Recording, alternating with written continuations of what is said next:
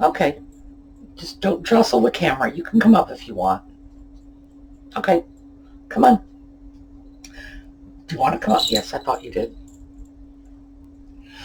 Welcome back. Well, today the subject of our video is the subject of my most frequently asked questions, and it's shipping weight. How do you determine what the weight of your packaged item is going to be? So, I know, you're right here. We will get into this as soon as we come back.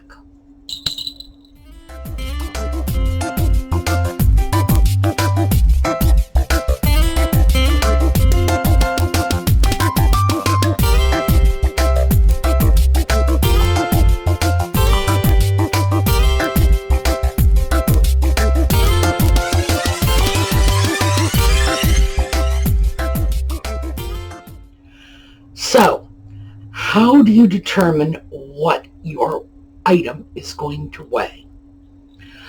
I do not make a habit of estimating on shipping weights. And that's not to say that I don't do some estimating. But I want to explain what parts of the process I will estimate on and what parts I will not. So, for starters, I weigh everything. I want to know, for my own information, how much everything weighs long before I list it. And when I list an item, and those of you who've been to my Etsy shop have seen this, I list the actual weight of the item and then the packed weight of the item. I do this because some people like that information. It's, interestingly enough, it is not a habit I get from the doll world, because when you sell a certain kind of doll, the collector knows that, for example, an Ellen Wild doll is going to weigh the same as every last one of her sisters, within an ounce or two, depending on the accessories and the outfit and whatever. But if that doll goes out at 1 pound 12 ounces, its sister dolls are going to go out somewhere between 1 pound 10 ounces and 1 pound 14 ounces. It's just the way it is. It's the same basic doll. Not so with thrifted items. And because I am not selling dolls on my Etsy site, I am selling thrifted items, I need to weigh everything. And that's because when I buy porcelain, and as you know, I do buy things on eBay, on Etsy, I'm always looking around for little rose medallion pieces to add to my own china collection. I can tell a lot about a piece by how much it weighs. And other people do the same thing. Other people will look at this. I know you've seen Jocelyn do it. She will go into a store, pick something up and say, heavy, right? Because heavy usually means better quality. Not always, but usually, as a general rule, a heavier piece is better quality. Yes, I know you've come back. Well, you can come back up here if you'd like. Just don't check the camera, okay? A heavier piece is usually better quality. And I put that information in my listings. So when I'm preparing a listing and I'm photographing it or writing up the listing, I go right over to the scale, pop the piece on the scale, and I can generally estimate the packed weight from the actual item weight. And this is where my estimations come in. If I have a set of salt and pepper shakers, for example, and they weigh 6 ounces, I am going to assume that the packed weight is going to be approximately 3 ounces higher for a total of 9 ounces. So at that point, once I have passed the 8-ounce mark, I list it at 12 ounces. So why do I do that? Because first class shipping changes every 4 ounces. The rate goes up.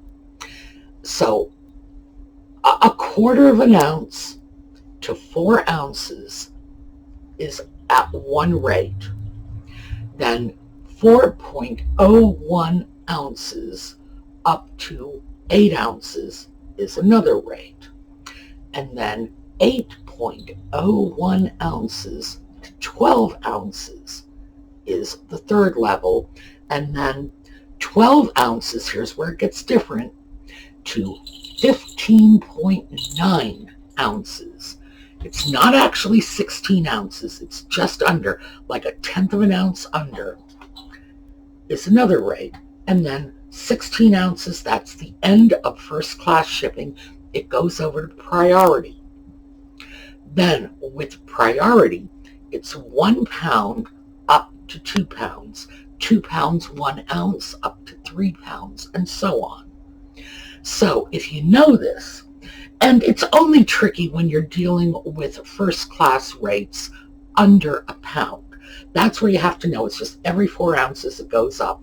So up to 4 ounces is one rate, up to 8 ounces is the next level up, 12 ounces is the next level, and then 15.9, well, almost 16 is the next. So why does that make a difference? Because when I sell something that is first class, I take care of the shipping. I do that, free shipping, I roll it into the cost. And the reason I can do this is it's about, but at most $5 and change. I throw that into the cost, and it makes it more attractive for customers to go in, buy something. The price is the price. They don't have to calculate shipping. It just makes their lives easier. So I have 4 ounces to play with. Once an item is over 4 ounces, if it's 4.5 ounces, right up to 8 ounces, it's all the same weight. So if it's 4.5 ounces, I'm going to call it 8 and let it go at that, because it's the same cost.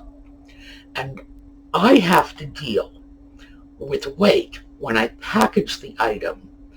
But from a customer's point of view, let's say I were charging, they only have to deal with postage cost. So 4.5 ounces, 8 ounces, it costs them the same, costs me the same too, to ship that out. So it doesn't make any difference. That's why I will estimate, because it doesn't matter. When it does matter, I don't estimate. So if I charge someone for postage, then if I'm saying the package weighs, let's say 2 pounds, 2 ounces, if it comes in, say 4 ounces shy of that, at 1 pound, 14 ounces, that brings it down to a lower level. I need to give them some money back. And I will do that. I will do a refund on that. Because, first of all, I won't give the post office a penny more than I have to. And second, you don't overcharge your customers. People see the package, they see the weight on the package. If they want to know what they paid for it, they can just go right online and find out. I check postage when I believe that someone has mischarged me on postage. I will look it up. And I don't hesitate to do that, because I don't like being overcharged for postage. It's one of my little idiosyncrasies as a buyer. You can say, well, I'm charging you X number of dollars, and it could be $10 more than the item's worth, but if I want it, I'll pay it. I just don't like when it's buried as a postage charge. One of my quirks. A lot of people have this little quirk, and you don't want to alienate your customers. So if they see a package that comes in at £1.14, they know they are paying the £1 to £2 rate. Don't charge them the £2 to £3 rate. If you do, and you're doing it by accident, I'm sure you are, give them the money back. On the other hand, if you've misestimated and you are saying this is going to go out at £1.14 and it's just 4 ounces higher, well, that comes out of your pocket. That's why it's important to get it right. So if you're selling online, you need a postal scale, even if you're not doing your own postage. Even if you take it to the post office at the counter and have them do it. We have already talked about this. That's not the best way to do it because it costs you more money. Your cheapest way to handle postage is to run it through Etsy's postage or eBay's postage and let them take care of it. Because that is not only less expensive, but you can have your postal carrier pick your mail up at your door. You don't even need to go to the post office for this. So if you're going to do it, doesn't matter. That's your choice. I'm telling you what you should do, but if you want to take it to the post office, I'm not going to argue with you. You still need a postal scale because you need the information. So to that end, I went online this morning and I took a look at the cost of postal scales. Now, a postal scale, pretty much they're all the same. They really are. If you get into some highly expensive postal scales, they're probably going to be more than you need. It's way too much car for the job, so to speak. You need a postal scale that will, first of all, weigh your item in ounces if you are in the United States. If you're in Europe, obviously you need a scale that will do it in grams. So, since most of you are in the US, ounces, that's important. And you need to check and make sure when you first get your scale that you have it set up for ounces. They usually have a little menu and you just push a button until it comes up OZ for ounces. I've seen people make mistakes with that, and I know it sounds like, sort of a no-brainer. No, it isn't. People make mistakes with this all the time. So verify that the scale is measuring in ounces. Before you buy it, make sure it will handle at least 50 pounds. Now, I would say only maybe twice a year do I ship out a package that weighs more than 10 pounds. But I do. And you are probably going to find yourself in that situation sooner or later too. So make sure it will handle at least 50 pounds. So, as I say, did my research. I went to Walmart.com. The reason why is because most of the items I found are free delivery wherever you live, in the US. I found 17 scales that will weigh at least 50-pound items, so 50 pounds or less, and 17 of them for under $20.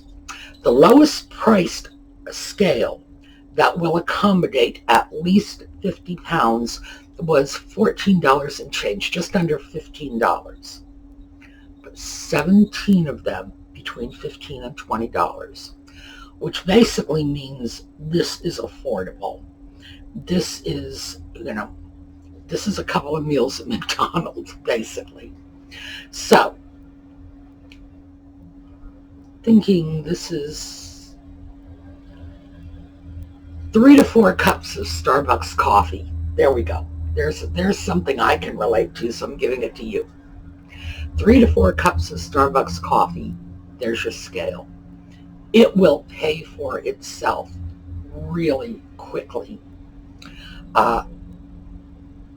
When you put your item on the scale, if you do what I do, which is buy your boxes and use a standard size box, you can just take the raw weight of your item, and you get to know after a while what each of your boxes weighs, and you can just sort of throw the additional couple of ounces on. If you're new to this, or if you don't use standard size boxes, you put your item on the scale, you take your box, you put your box on top of the item, you grab a handful of bubble wrap and air pillows, you throw it into your box, there's your packed weight. If you're new to it and you're not good at adding those extra items, the box, the bubble wrap, the air pillows, don't guess.